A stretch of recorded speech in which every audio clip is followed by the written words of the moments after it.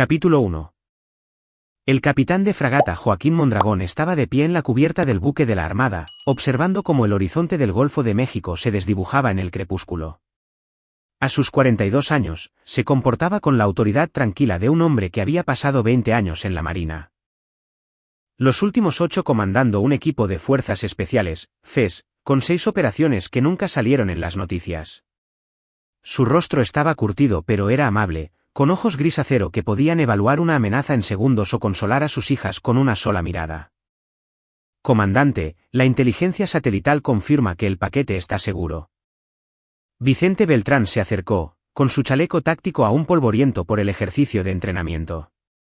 Vicente había sido la mano derecha de Joaquín durante 6 años. Un hombre que podía irrumpir en un complejo o calcular ángulos de trayectoria con igual precisión. Joaquín asintió, moviendo los hombros para liberar la tensión del día. Buen trabajo. Dile al equipo que descanse. Zarpamos en 72 horas. ¿Alguna noticia de casa? Preguntó Vicente, sabiendo que la esposa de Joaquín, Selena, y sus hijas eran su ancla.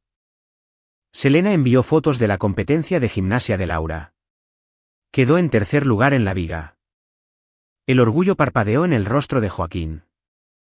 Su hija de 16 años había heredado su disciplina y la gracia de su madre. Y al parecer el proyecto de ciencias de Aurora implicaba prenderle fuego a algo, así que está castigada. Vicente se rió. Suena apropiado para una niña de 12 años.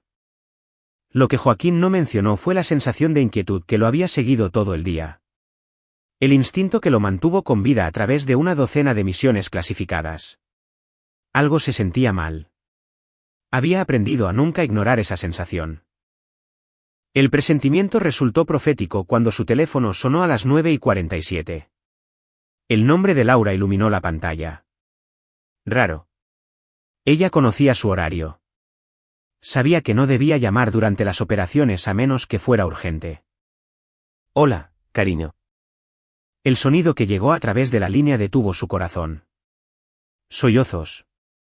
Desesperados, rotos, sollozos de su hija, quien nunca lloraba, quien una vez se rompió el brazo y simplemente le pidió que la llevara al hospital. Papá. Su voz se quebró. Papá, te necesito. Todo el cuerpo de Joaquín se puso rígido. Vicente lo notó de inmediato, su mano moviéndose instintivamente hacia su arma lateral. Lau, nena, respira. Dime qué pasó. Su voz permanecía firme, pero su mente ya estaba calculando. 23 horas para llegar a casa si salía inmediatamente. 18 si movía influencias. El entrenador Salinas. Durante la práctica de hoy. Aspiró una bocanada de aire temblorosa. Seguía ajustando mi postura, pero sus manos. Papá, me tocó. Mi pecho, Dijo que era necesario para la técnica adecuada, pero sé que no lo era. Me sentí enferma. El mundo se redujo a un punto. La mandíbula de Joaquín se apretó tan fuerte que le dolieron las muelas. ¿Se lo dijiste a alguien? Fui directamente con el director Salinas después de la práctica. Le conté todo. La esperanza se coló en su voz, luego se hizo añicos. Se rió, papá. Dijo que el entrenador Pedro es su hermano, que debía haber entendido mal, que no pasará nada. Dijo que si esparcía mentiras sobre su familia, se aseguraría de que nunca entrara a una buena universidad. Joaquín cerró los ojos, luchando contra la rabia que amenazaba con consumirlo. Cuando habló, su voz era ártica. Laura, escúchame con mucha atención. Hiciste lo correcto al decirme. No hiciste nada malo. ¿Entiendes? Ese sí. Necesito que escribas todo lo que pasó, cada detalle. No omitas nada. ¿Puedes hacer eso por mí? Está bien. ¿Está mamá en casa? Está en su reunión del club de lectura. Regresará en 1 hora. Llámala ahora. Cuéntale lo que me dijiste. No vayas a la escuela mañana. Cierra las puertas. Pon la alarma. Voy a casa. Papá, tengo miedo. Lo sé, nena. Lo sé. Pero estás a salvo ahora porque papá va en camino y voy a arreglar esto. Te lo prometo. Cuando terminó la llamada, Joaquín se quedó inmóvil exactamente 5 segundos, procesando, compartimentando. Luego se volvió hacia Vicente con ojos que se habían vuelto completamente fríos. Trae a Patricio y a Daniel a la sala de conferencias en 10 minutos. Tenemos una situación.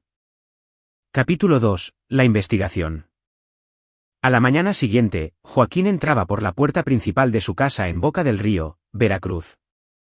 Selena lo recibió en el pasillo, con su cabello castaño despeinado y los ojos rojos de llorar. Se habían conocido hace 15 años cuando ella era cirujana de trauma en el Hospital Naval. Ella entendía la oscuridad que él había visto, las cosas de las que no podía hablar, y conocía la mirada en sus ojos ahora. Todavía está durmiendo, susurró Selena, cayendo en sus brazos. Joaquín, siento que le fallé. Debería haber notado que algo andaba mal. Alto. Él la abrazó con fuerza. Esto no es culpa tuya ni de ella. Esto es culpa de ellos. Se sentaron en la mesa de la cocina mientras el amanecer rompía a través de las ventanas. Selena sirvió café. Ninguno de los dos bebió. Hice algunas llamadas anoche, dijo ella en voz baja. ¿Recuerdas a Raquel Peña, la especialista pediátrica?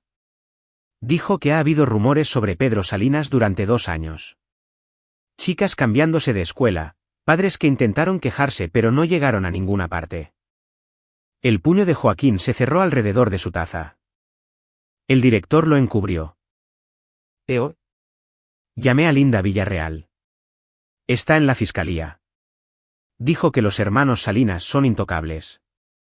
Su padre, Luis Salinas, es un gran desarrollador inmobiliario que ha reconstruido la mitad del distrito comercial. Está en el consejo escolar, dona a cada campaña del ayuntamiento, es dueño del periódico local. Por supuesto que lo es. La voz de Joaquín era plana, sin emociones. Era entonces cuando era más peligroso. ¿Qué vas a hacer? Se encontró con sus ojos. Lo que mejor hago. Pero necesito ser inteligente al respecto. Si entro con todo, usarán sus conexiones para enterrarlo. Necesito pruebas. Necesito entender el alcance total de su operación. Selena frunció el ceño. Esto no es solo un depredador y su hermano facilitador. Esto es un sistema. Han estado haciendo esto por 2 años, probablemente más. Eso significa que hay otras víctimas, otros testigos. Y si el dinero de papá los está protegiendo, probablemente haya otras personas involucradas. Miembros del consejo escolar mirando hacia otro lado. Tal vez policías locales. A las 8, Laura salió de su habitación, pálida y exhausta. Joaquín se levantó y abrió los brazos. Ella corrió hacia ellos como si tuviera 6 años otra vez. Escribí todo, murmuró contra su pecho. 6 páginas. Eres muy valiente, cariño. Besó la parte superior de su cabeza. Y necesito que seas valiente un poco más. Necesito hacerte algunas preguntas. Se sentaron en la sala. Aurora, su hija menor, estaba en casa de una amiga. Selena había pensado que era mejor mantenerla alejada de la crisis inmediata. ¿Cuánto tiempo ha sido Pedro Salinas tu entrenador? Preguntó Joaquín suavemente. Desde septiembre, hace unos 2 meses. ¿Alguna vez te hizo sentir incómoda antes de ayer? Laura se mordió el labio.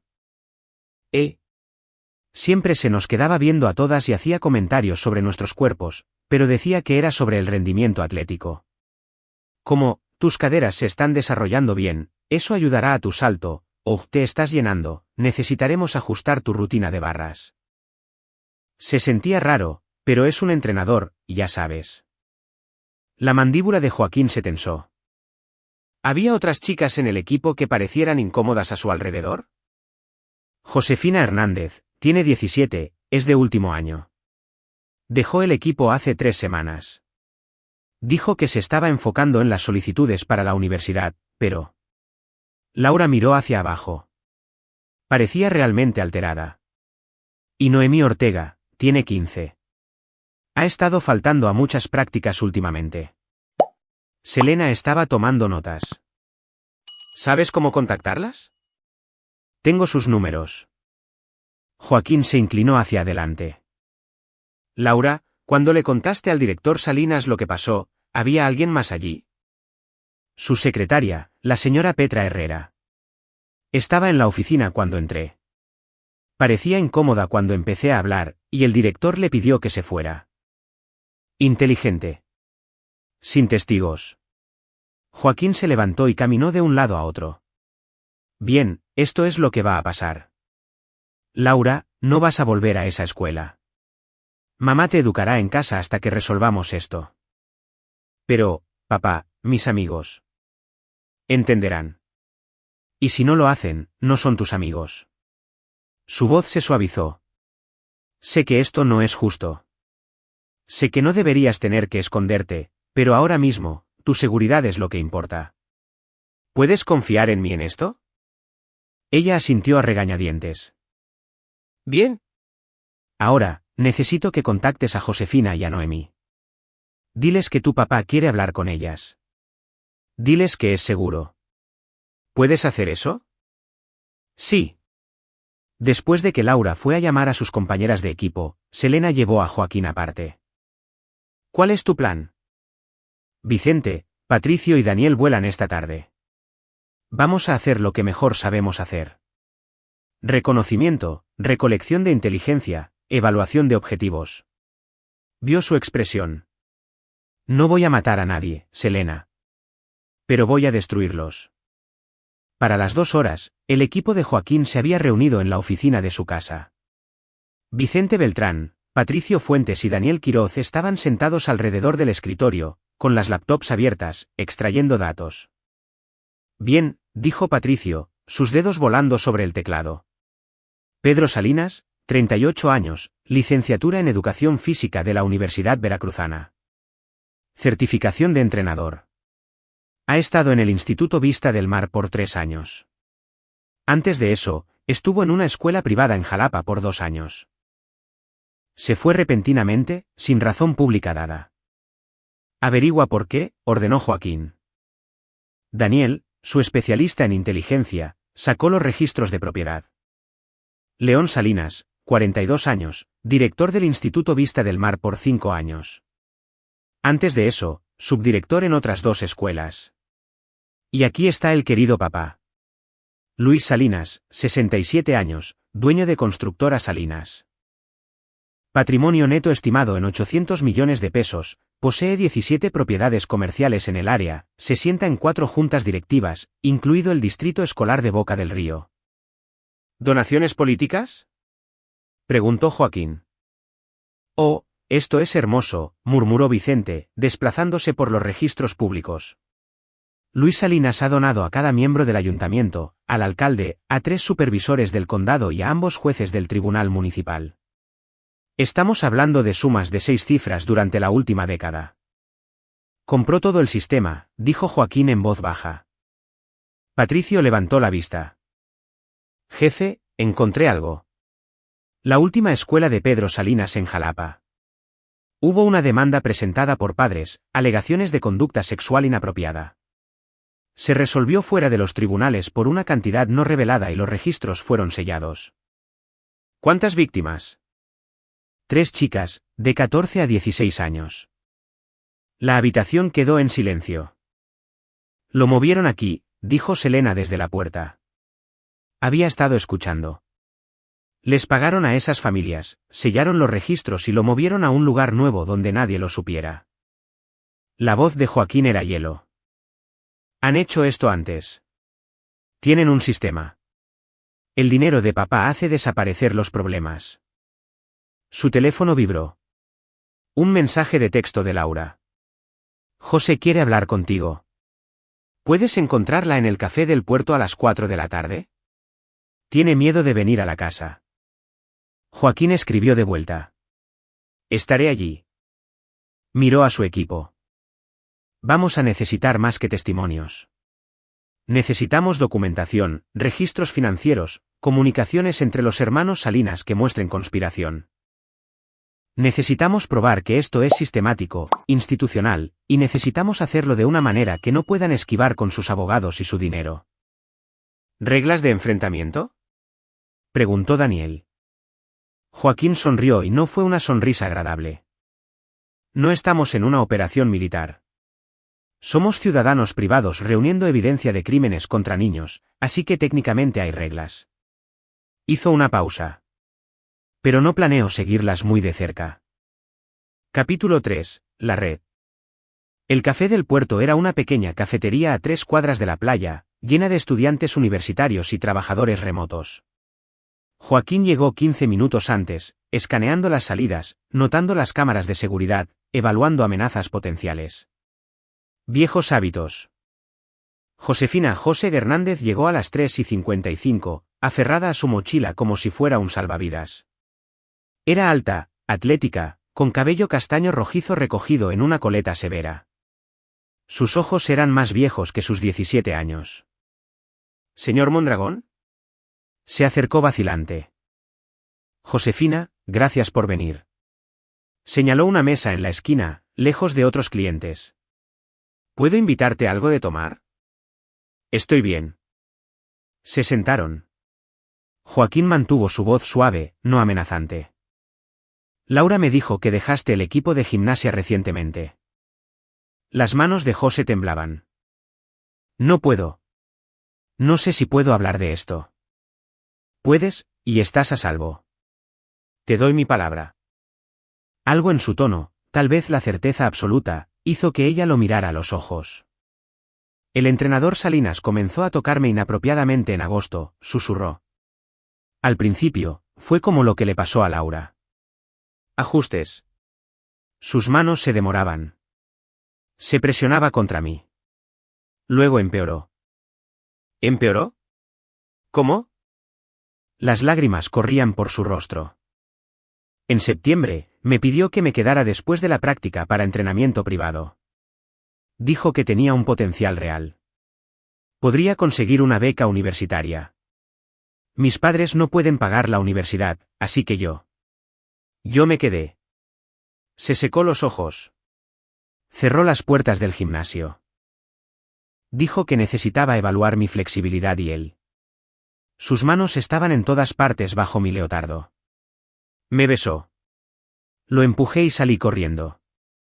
Los puños de Joaquín se cerraron debajo de la mesa, pero su expresión permaneció tranquila. ¿Se lo dijiste a alguien? Le dije a mi mamá. Ella llamó al director Salinas al día siguiente, exigió una reunión. El director dijo que lo estaba inventando, que obviamente me sentía atraída por el entrenador e inventaba historias cuando él no me correspondía. Dijo que si insistíamos, recomendaría que me expulsaran por hacer falsas acusaciones contra un maestro. ¿Qué hizo tu mamá? No podemos pagar un abogado. Mi papá está trabajando en el norte y mi mamá tiene 2 trabajos. Me dijo que dejara el equipo y me mantuviera alejada de él. La voz de José se quebró.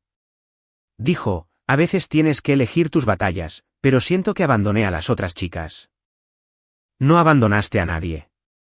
Te fallaron todos los adultos que deberían haberte protegido. Joaquín se inclinó hacia adelante. ¿Cómo te sentirías acerca de ayudarme a asegurarnos de que esto nunca le pase a otra chica? ¿Cómo? Contando tu historia a personas que realmente escucharán.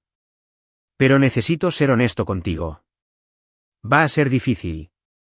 Van a tratar de desacreditarte, asustarte. La familia Salinas tiene dinero y poder. José se enderezó. Ya no me importa. Estoy cansada de tener miedo. ¿Qué necesita que haga? Durante la siguiente hora, José proporcionó un testimonio detallado. Joaquín grabó todo con su permiso. Cuando se fue, parecía más ligera de alguna manera, como si decir la verdad hubiera liberado un peso. A las 6, Joaquín se reunió con Noemí Ortega y su madre, Mariana Ortega, en su casa. Noemí tenía 15 años, era pequeña y callada, con ojeras oscuras bajo los ojos. Mariana era madre soltera y trabajaba como enfermera en el hospital regional.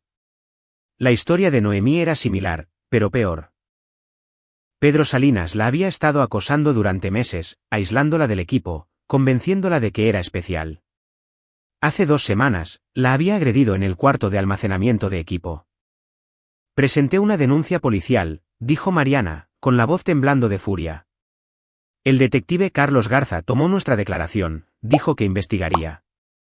Eso fue hace 12 días. No hemos sabido nada. Cuando llamé para una actualización, me transfirieron 3 veces y luego me dijeron que el caso aún estaba bajo revisión. Joaquín intercambió miradas con Vicente, quien estaba tomando notas.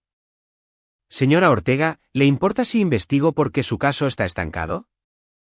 Por favor, intentaré cualquier cosa en este punto.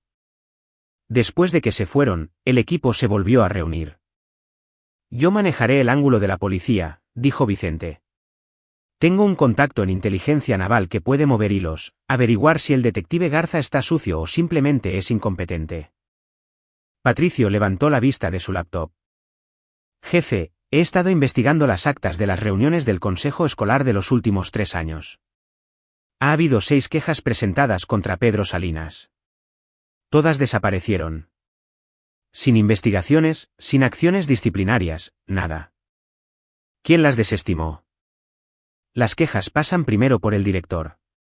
Si las considera creíbles, van al superintendente del distrito, luego al consejo escolar, pero León Salinas marcó cada una como insustanciada o resuelta informalmente. Él es el guardián, dijo Joaquín.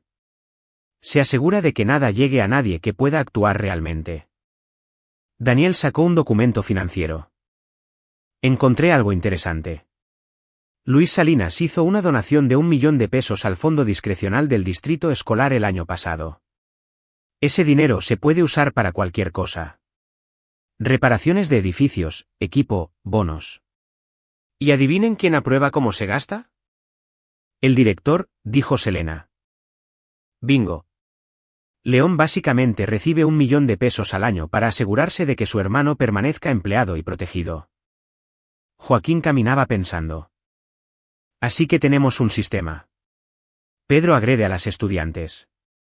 Cualquier queja va a León, quien las entierra. Si alguien escala más allá de la escuela, las conexiones políticas y el dinero de papá hacen que desaparezca. La policía arrastra los pies.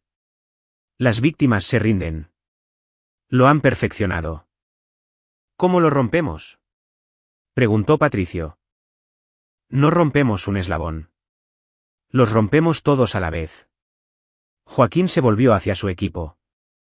Necesitamos evidencia de los 3 hombres Salinas. El patrón de agresión de Pedro, el encubrimiento sistemático de León, el soborno y la corrupción de Luis. Necesitamos registros financieros, correos electrónicos, testimonios, y lo necesitamos rápido antes de que se den cuenta de que vamos por ellos. Vicente sonrió. ¿Cuándo empezamos? Esta noche. A las 2, mientras los hermanos Salinas dormían, el equipo de Joaquín se puso a trabajar. Patricio hackeó el servidor de correo electrónico del distrito escolar. No era oficialmente legal, pero a Joaquín habían dejado de importarle los tecnicismos. En pocas horas, tenían pruebas condenatorias. Correos electrónicos entre León y Luis discutiendo el manejo de quejas. Mensajes donde León advertía a Pedro sobre ser más cuidadoso. Registros financieros que mostraban pagos a abogados y familias. Daniel rastreó esos pagos. 3 familias en los últimos 4 años habían recibido depósitos repentinos, 250,000 pesos, 600,000 pesos, 800,000 pesos, semanas después de presentar quejas. Dinero para silenciarlos. El contacto de Vicente en la Marina confirmó que el detective Carlos Garza había recibido una tarifa de consultoría de 200,000 pesos de constructora Salinas hace 3 meses. La investigación policial sobre la agresión de Noemí había sido estancada deliberadamente. Han estado haciendo esto durante al menos 4 años, dijo Joaquín al amanecer, mirando la evidencia esparcida sobre su mesa de comedor. Quizás más. Dios sabe cuántas víctimas. ¿Cuál es la jugada? Preguntó Vicente. Joaquín guardó silencio por un largo momento. Luego sonrió, una sonrisa fría y depredadora. Vamos a entrar a esa escuela. Vamos a presentar toda esta evidencia a Pedro y León Salinas, y vamos a verlos rogarle a la policía que los arreste. ¿Por qué harían eso?, preguntó Daniel, confundido. Porque, dijo Joaquín suavemente, para cuando terminemos, ir a la cárcel les parecerá la opción más segura disponible. Capítulo 4. Puntos de presión. Lunes por la mañana, 7:30. Joaquín estaba parado afuera del Instituto Vista del Mar viendo a los estudiantes filtrarse a través de las puertas. Laura debería haber estado entre ellos, riendo con amigos, preocupada por los exámenes de álgebra y las solicitudes universitarias. En cambio, estaba en casa traumatizada, su infancia robada por un depredador en una posición de confianza. Eso terminaba hoy. Vicente, Patricio y Daniel lo flanqueaban. Todos vestidos de civil, pero moviéndose con inconfundible precisión militar. Habían pasado el fin de semana perfeccionando el plan, identificando cada vulnerabilidad en la Operación Salinas. Fase 1, preguntó Vicente en voz baja. Ejecuten.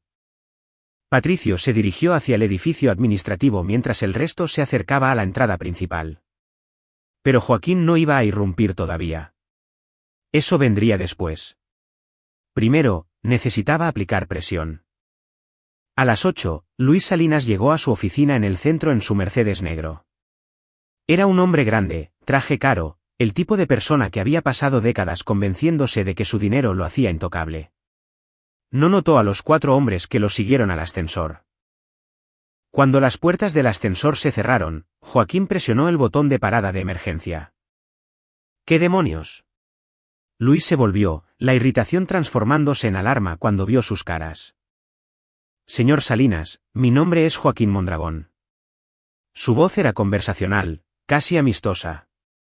Mi hija asiste al Instituto Vista del Mar, o lo hacía hasta que su hijo la agredió el jueves. La cara de Luis se puso roja. No sé quién se cree que es, pero si no arranca este ascensor ahora mismo. Soy capitán de fragata en la Armada de México. He pasado 20 años cazando hombres significativamente más peligrosos que usted. Joaquín dio un paso más cerca. Y lo sé todo. Cada víctima, cada pago, cada correo electrónico entre usted y sus hijos coordinando encubrimientos, cada soborno a la policía y funcionarios. El color desapareció del rostro de Luis. Esto es lo que va a pasar, continuó Joaquín. Va a ir a su oficina. Se va a sentar en su escritorio y va a pensar en lo que viene, porque para la hora del almuerzo, todo su imperio se va a derrumbar y no hay nada que pueda hacer para detenerlo. Presionó el botón. El ascensor se reanudó. Cuando las puertas se abrieron en el piso de Luis, el anciano salió tropezando, mirando hacia atrás a Joaquín con puro terror. Nos vemos pronto, dijo Joaquín placenteramente. A las 8:30, León Salinas estaba sentado en su oficina del director, revisando el horario del día. Su secretaria, Petra Herrera, tocó tímidamente. Señor Salinas, hay unos hombres aquí para verlo. ¿No tienen cita? La puerta se abrió. Joaquín entró, seguido por Vicente y Daniel. León se puso de pie rápidamente, su sonrisa de político automática. Caballeros, si necesitan programar una reunión. ¿Necesitará sentarse, León? La voz de Joaquín no era fuerte, pero llevaba autoridad absoluta. León se sentó. Mi nombre es Joaquín Mondragón. El jueves, su hermano Pedro agredió sexualmente a mi hija de 16 años. Cuando ella se lo reportó, usted la amenazó. Joaquín colocó una carpeta sobre el escritorio. Esa carpeta contiene testimonios de 4 víctimas. También contiene correos electrónicos que prueban que ha estado enterrando quejas sistemáticamente durante años. Registros financieros que muestran los sobornos de su padre a miembros del consejo escolar y la policía. Comunicaciones entre usted y Pedro discutiendo cómo evitar complicaciones legales. Las manos de León temblaban. No pueden probar nada de esto. Eso es información privilegiada. ¿Privilegiada? Vicente rió oscuramente. Estamos mucho más allá de los privilegios, director. Estamos en territorio de conspiración criminal.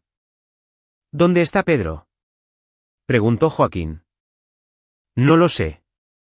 Se reportó enfermo hoy. Huyó. Daniel revisó su teléfono. Patricio acaba de confirmar. El auto de Pedro no está en su departamento. Se fue esta mañana. La mandíbula de Joaquín se apretó. ¿Cuándo le avisaste? No lo hice. Vicente golpeó la palma de su mano sobre el escritorio, haciendo saltar a León. No mientas. ¿Cuándo le dijiste a tu hermano que veníamos? Ayer por la tarde, susurró León. Me llamó, en pánico, dijo que alguien había entrado en el servidor de la escuela, que teníamos que salir. Le dije que corriera, que se escondiera. ¿Dónde está? Joaquín se inclinó sobre el escritorio, su rostro a centímetros del de León. No lo sé. Dijo que iba a un lugar seguro. Un lugar donde nunca lo encontrarían. El teléfono de Joaquín sonó. Patricio. Jefe, necesitas ver esto. Estoy en la sala de servidores de la escuela. Encontré algo. En una habitación sin ventanas llena de servidores zumbando, Patricio señaló la pantalla de su laptop. El sistema de vigilancia de la escuela. Lo hackeé para mapear la cobertura. Mira las cámaras del gimnasio. Joaquín vio imágenes de la semana pasada. Pedro Salinas con estudiantes, sus manos demorándose demasiado, ajustando posiciones innecesariamente. Luego Patricio sacó otro ángulo, el cuarto de equipo. Esto es de hace 2 semanas. Mira la marca de tiempo. Las imágenes mostraban a Pedro llevando a una chica joven, Noemí Ortega, al cuarto de almacenamiento. 15 minutos después, ella salió llorando, con la ropa desaliñada. Pedro la siguió, ajustándose la camisa, mirando alrededor para asegurarse de que nadie lo viera. Grabó su propio crimen, dijo Vicente con incredulidad. No intencionalmente. El sistema de seguridad de la escuela autoguarda todo. León probablemente ni siquiera sabía que estas cámaras existían. Patricio sacó más archivos. Hay imágenes que se remontan a 2 años. Múltiples víctimas. Esto es suficiente evidencia para encerrar a Pedro por décadas. Descarga todo, ordenó Joaquín. Triple redundancia. Nube, discos externos. Envíalo a nuestros abogados. Quiero esto preservado antes de que alguien pueda borrarlo. Se volvió hacia Daniel. Encuentra a Pedro. Usa todos los recursos que tengamos. Cámaras de tráfico, registros de tarjetas de crédito, pins de teléfonos celulares. Quiero su ubicación dentro de 1 hora. Daniel ya estaba escribiendo. En eso. Joaquín miró a Vicente. Hora de ver a la policía. A las 10, entraron a la estación de policía de Boca del Río. Preguntaron por el detective Carlos Garza. Garza era un hombre corpulento de unos 50 años, con poco cabello y corbata manchada de café. Parecía molesto por la interrupción. Detective Garza, mi nombre es Joaquín Mondragón. Estoy aquí por el caso presentado por Mariana Ortega con respecto a la agresión de su hija Noemí. La expresión de Garza se agrió. Ese caso todavía está bajo investigación. Ese caso ha sido estancado deliberadamente durante 12 días. Joaquín colocó otra carpeta en el escritorio de Garza. Ese es un registro del pago de 200,000 pesos que recibió de Constructora Salinas. También incluye sus registros telefónicos que muestran 7 llamadas con Luis Salinas en las últimas 2 semanas y un memorando que envió a la Fiscalía recomendando que rechazaran el procesamiento debido a evidencia insuficiente. La cara de Garza se puso pálida. No puede tener acceso a mis registros financieros. Eso es ilegal. También lo es aceptar sobornos para obstruir la justicia. Vicente se apoyó contra la pared, con los brazos cruzados. También lo es la conspiración para proteger a un depredador de niños. Quiero a mi abogado. Va a necesitar varios. Joaquín sacó su teléfono, marcando. Hola, ¿asuntos internos? Sí, me gustaría reportar a un oficial de policía aceptando sobornos. Su nombre es Carlos Garza. Esperaré. Garza se lanzó por el teléfono, pero Vicente lo interceptó con facilidad, empujándolo de vuelta a su silla. Quédese sentado, detective. En 20 minutos, llegaron 2 oficiales de asuntos internos. En 30, Garza estaba esposado. Su carrera terminada, su pensión desaparecida, su libertad incierta. Joaquín y Vicente salieron de la estación. Esos son dos caídos, dijo Vicente. Pedro está huyendo. León está a punto de derrumbarse. Garza está arrestado. Y papá Salinas probablemente esté teniendo un ataque al corazón justo ahora. Joaquín revisó su teléfono. Un mensaje de Daniel.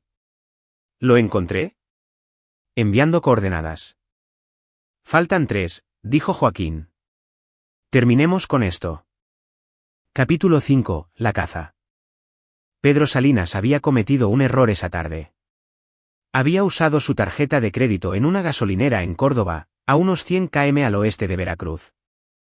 Daniel rastreó la transacción y trianguló la señal de su celular.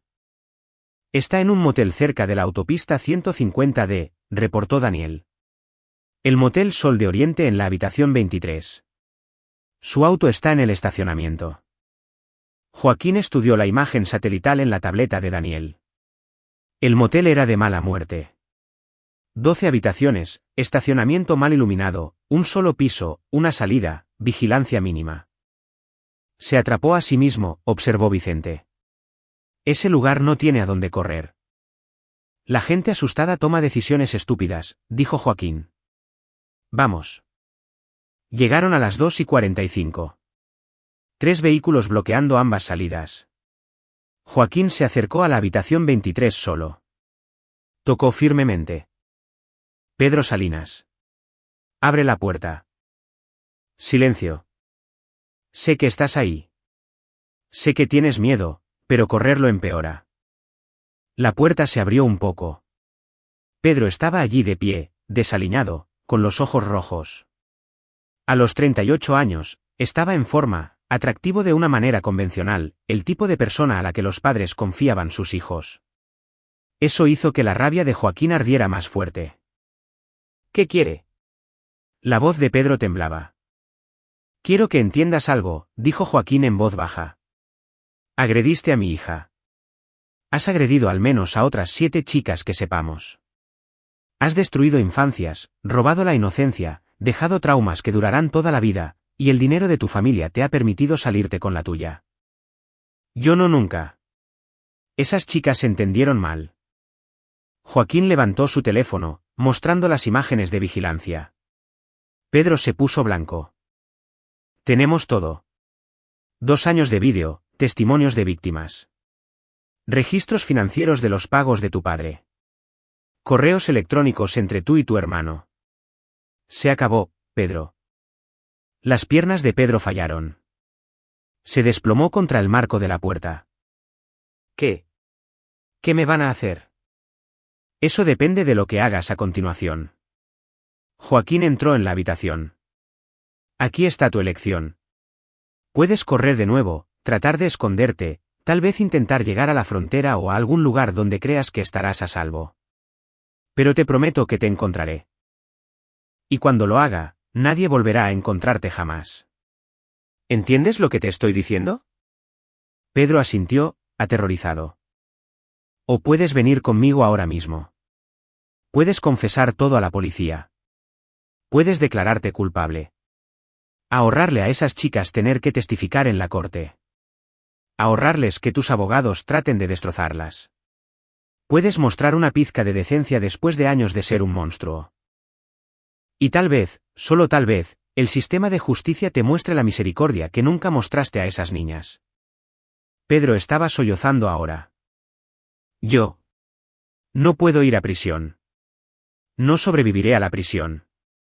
Me matarán. Sí, probablemente lo harán.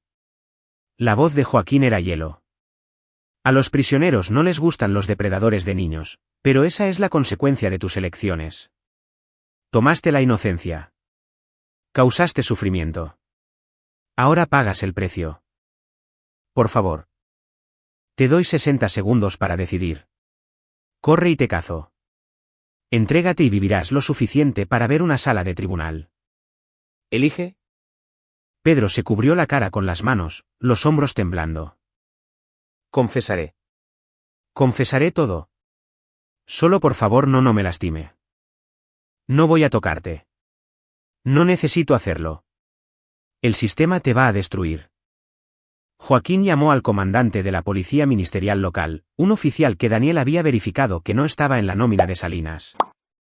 Comandante, habla Joaquín Mondragón. Tengo a Pedro Salinas aquí y está listo para confesar múltiples cargos de agresión sexual a menores.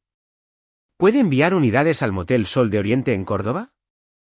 En 30 minutos, llegaron 3 patrullas. Le leyeron sus derechos a Pedro, lo esposaron y lo colocaron en la parte trasera de una patrulla. Mientras se alejaban, miró hacia atrás a Joaquín a través de la ventana, su rostro una máscara de derrota. «Esos son 3», dijo Vicente. «León y Luis son los siguientes». A las 4:30, Joaquín regresó al Instituto Vista del Mar. La noticia del arresto de Pedro ya se había extendido. Reporteros locales se estaban reuniendo afuera. Padres llegaban para sacar a sus hijos de la escuela. León Salinas estaba en su oficina hablando por teléfono con un abogado cuando Joaquín entró. «Te llamo luego», dijo León, colgando. Miró a Joaquín con miedo desnudo. Pedro fue arrestado. Confesó todo, cada víctima, cada agresión. ¿Y tu papel en encubrirlo? Los sobornos de tu padre. Todo está registrado ahora. León se hundió en su silla. Quiero inmunidad. Testificaré contra mi padre y mi hermano si obtengo inmunidad. No vas a obtener inmunidad. Joaquín se sentó frente a él. Protegiste a un depredador. Amenazaste a las víctimas. Tomaste dinero para destruir evidencia. Vas a ir a prisión. No puedes probar que tomé dinero. Joaquín colocó una memoria USB en el escritorio. Eso contiene cada transacción financiera entre tú y tu padre durante los últimos 5 años, incluidas las donaciones anuales de 1 millón de pesos que coincidentemente coinciden con la cantidad de quejas que enterraste. También contiene el testimonio de Petra Herrera, tu secretaria. Ella mantuvo registros de cada víctima que se presentó, cada queja que desestimaste. Ella ha estado documentando todo durante 2 años, esperando que alguien finalmente hiciera algo. León miró la memoria USB como si fuera una granada activa. ¿Petra? Mantuvo registros. Lo hizo porque, a diferencia de ti, ella tiene conciencia. Joaquín se levantó. La policía estará aquí en 10 minutos. Puedes esperar aquí o puedes correr como lo hizo tu hermano. Pero de cualquier manera, estás acabado. Las manos de León temblaban mientras buscaba su teléfono. Llamaré a mi abogado. Buena idea. Vas a necesitar uno. Joaquín salió de la oficina, pasando junto a Petra Herrera en el pasillo. La anciana secretaria lo miró con gratitud y dolor. Gracias, susurró. Traté de ayudar a esas chicas, pero nadie escuchaba. Las ayudó manteniendo registros. Nos dio la evidencia que necesitábamos. Hizo lo correcto. Las lágrimas rodaron por su rostro. No fue suficiente. Lo es ahora. A las 6, Joaquín llegó a la oficina de Luis Salinas en el centro. El anciano estaba sentado detrás de su escritorio pareciendo más pequeño de lo que lo había hecho esa mañana. Sus hijos están bajo custodia, dijo Joaquín, entrando sin tocar. Pedro confesó. León ha sido arrestado. El detective Garza está cooperando con asuntos internos para salvarse a sí mismo. Su red está colapsando. Luis lo fulminó con la mirada con rabia impotente.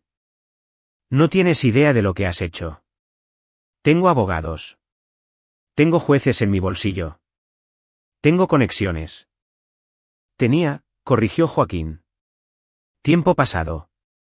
Porque cada funcionario que sobornó está a punto de ser investigado. Cada pago va a ser expuesto. La unidad anticorrupción de la Fiscalía General ya está abriendo casos. No solo protegió a un depredador de niños, Luis. Corrompió todo un sistema, y eso es federal. La cara del anciano se puso gris. ¿La Fiscalía? ¿Pensó que nos detendríamos en la policía local? Vicente entró en la oficina detrás de Joaquín. Enviamos todo a la FGR, al fiscal general del Estado y a los medios. Para mañana por la mañana, su nombre estará en cada canal de noticias. Constructoras Salinas está acabada. Sus propiedades serán incautadas como producto del crimen. Su riqueza, su poder, su legado, todo se ha ido. Luis se levantó, temblando de furia.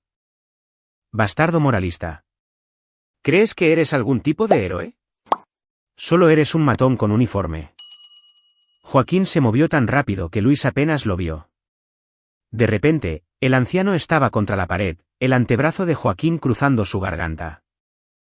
Escuche con mucho cuidado, dijo Joaquín, su voz mortalmente tranquila. Permitió que su hijo violara niños.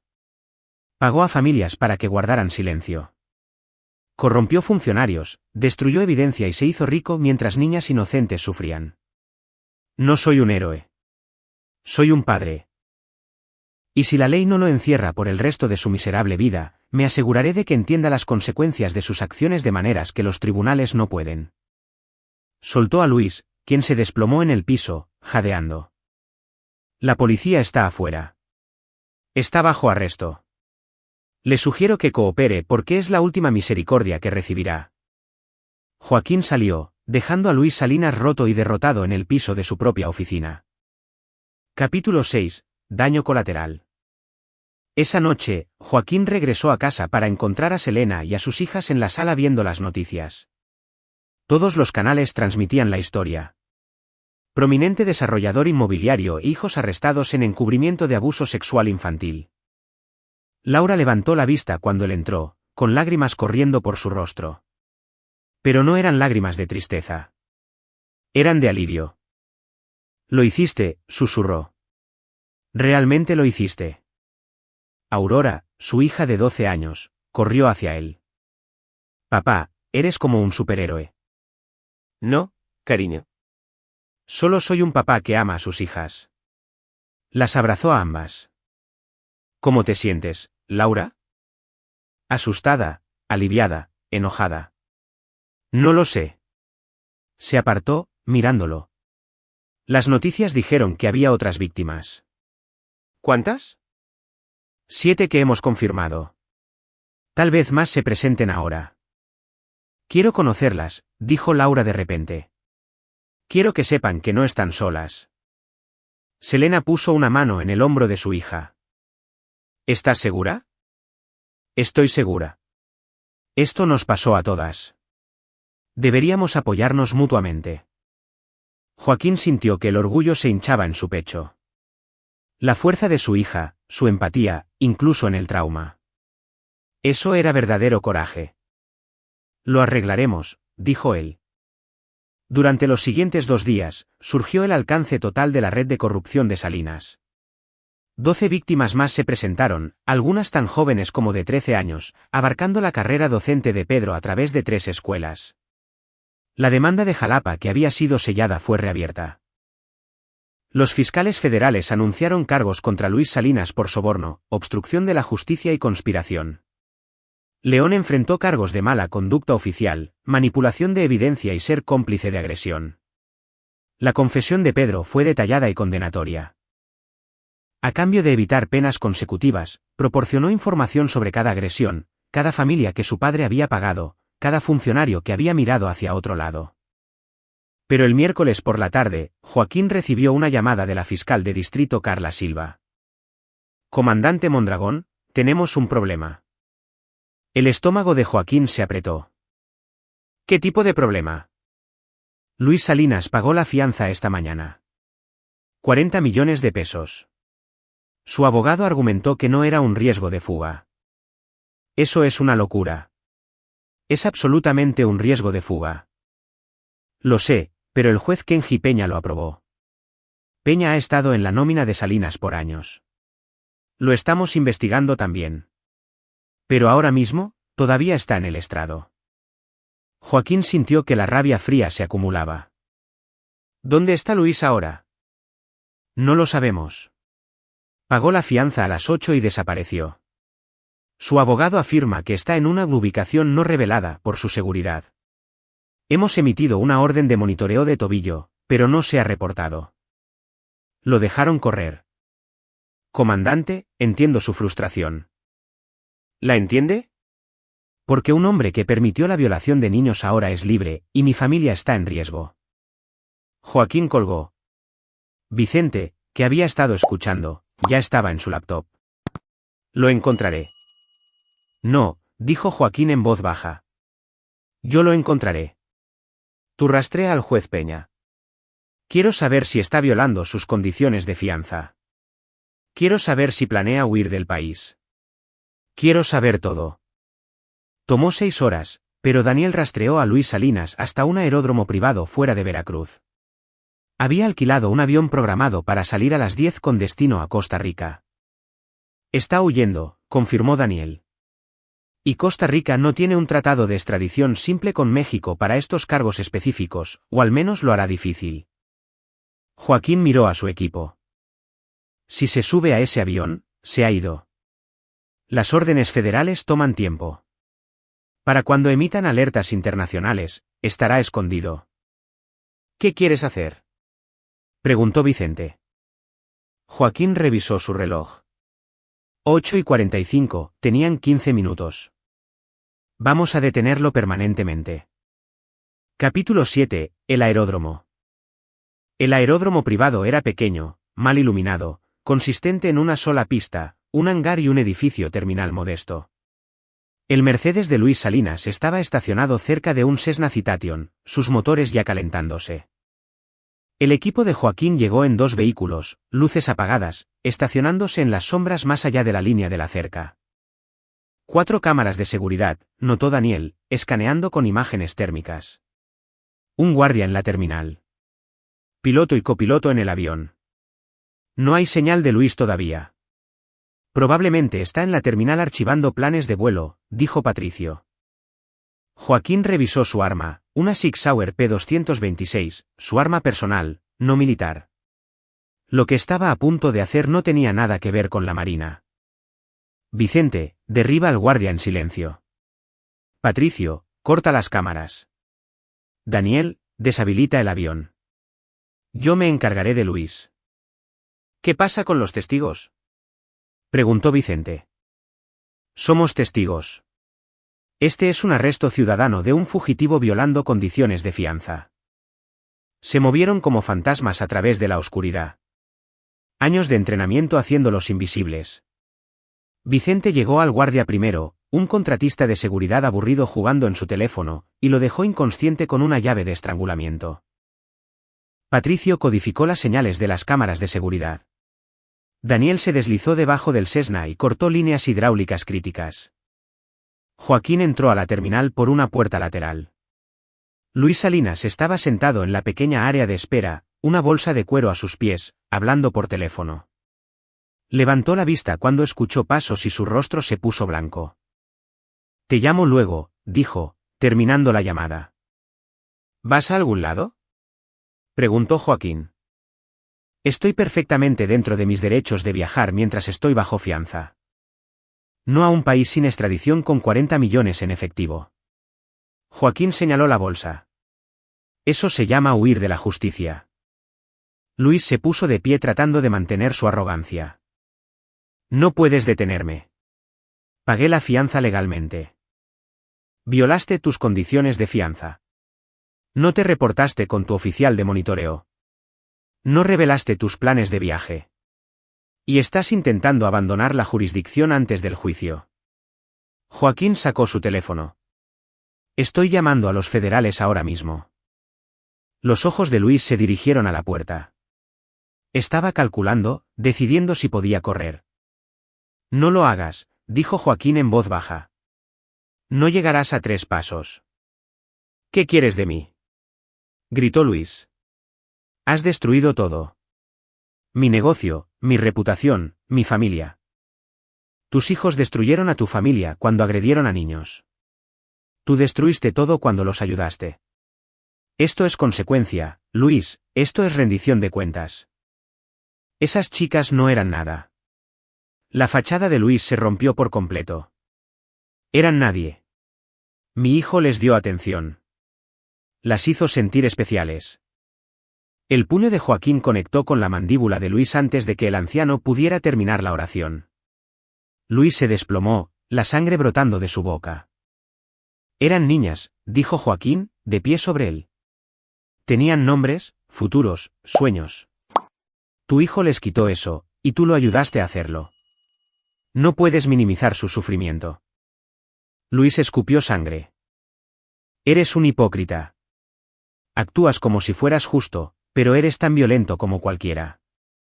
Nunca lastimé a una persona inocente. Nunca he habilitado el mal. He pasado mi vida luchando contra gente como tú. Joaquín levantó a Luis hasta ponerlo de pie.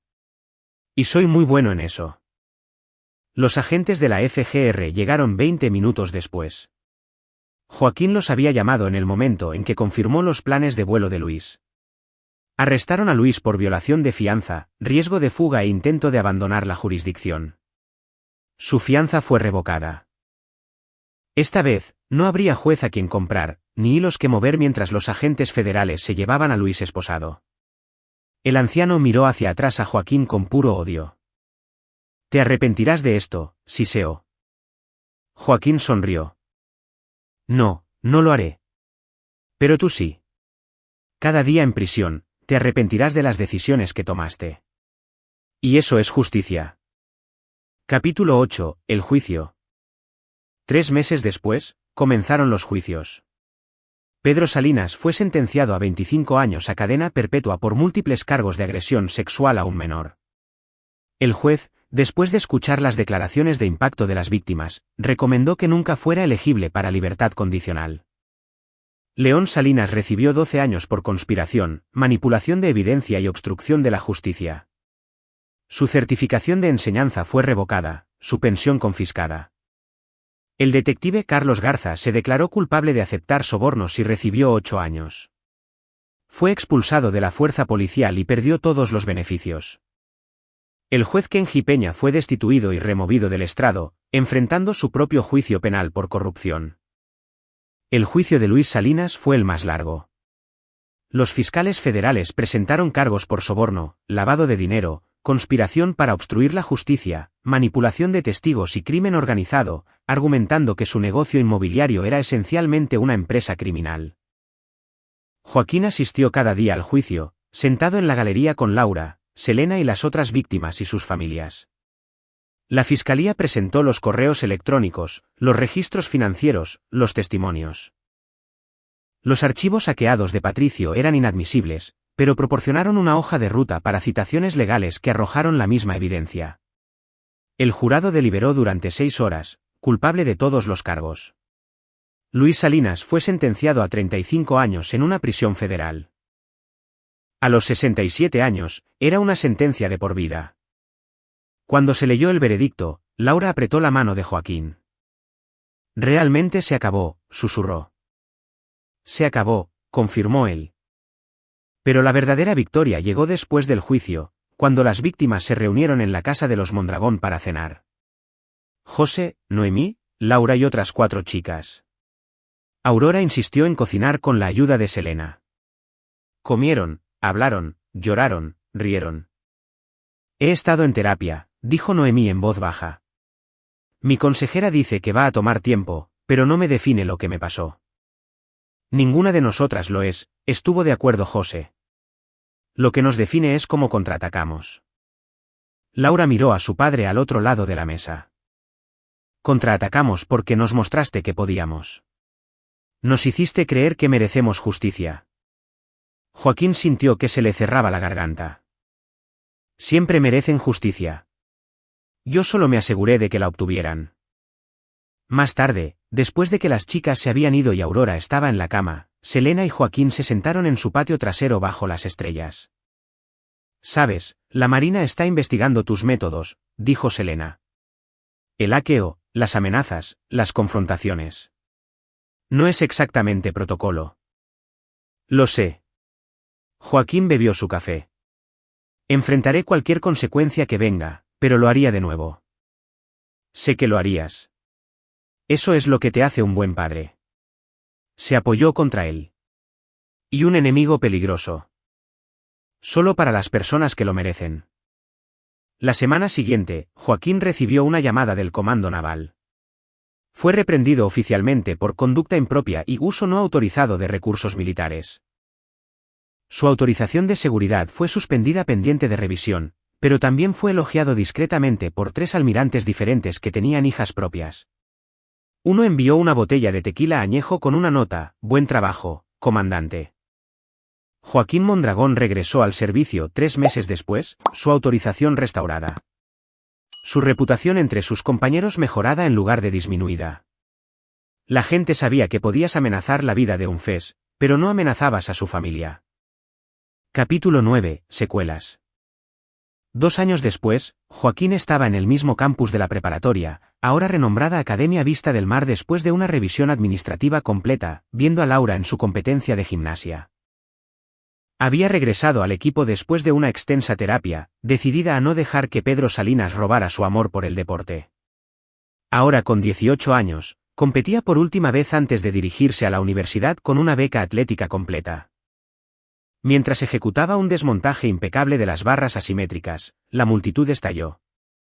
Joaquín vitoreó más fuerte que nadie. Después de la competencia, mientras caminaban hacia el auto, Laura dijo: «Papá, fui aceptada en el programa de Defensoría de Víctimas en la UNAM. Voy a estudiar Psicología y Justicia Penal». Joaquín dejó de caminar, mirando a su hija con asombro. «¿De verdad? ¿De verdad? Lo que me pasó a esas otras chicas me cambió. Quiero ayudar a otras víctimas. Quiero asegurarme de que tengan a alguien luchando por ellas. Vas a cambiar vidas, Laura. Aprendí del mejor». Esa noche, Joaquín recibió un correo electrónico de Josefina Hernández, ahora estudiante de 2º año en la Universidad Veracruzana. Había comenzado una organización en el campus para sobrevivientes de agresión sexual, brindando apoyo y recursos. Noemí Ortega se había unido también, y se estaban expandiendo a otras universidades. El Imperio Salinas había colapsado por completo. La empresa inmobiliaria fue liquidada, los activos incautados para compensar a las víctimas. Las propiedades se vendieron, el dinero se distribuyó. Cada funcionario que había aceptado sobornos se enfrentó consecuencias, algunos penales, otros simplemente el fin de sus carreras. Pedro Salinas fue atacado en prisión 6 meses después de su sentencia. Sobrevivió pero quedó permanentemente discapacitado. Luis Salinas sufrió un derrame cerebral bajo custodia federal y fue transferido a un centro médico penitenciario. León Salinas se convirtió en un prisionero modelo, enseñando clases para terminar la preparatoria, afirmando haber encontrado la religión.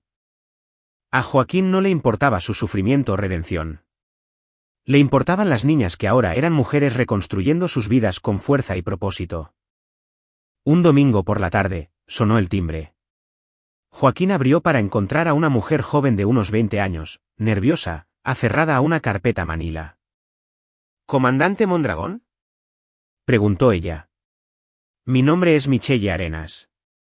No me conoce, pero fui una de las víctimas de Pedro Salinas de la escuela de Jalapa antes de que se mudara a Veracruz».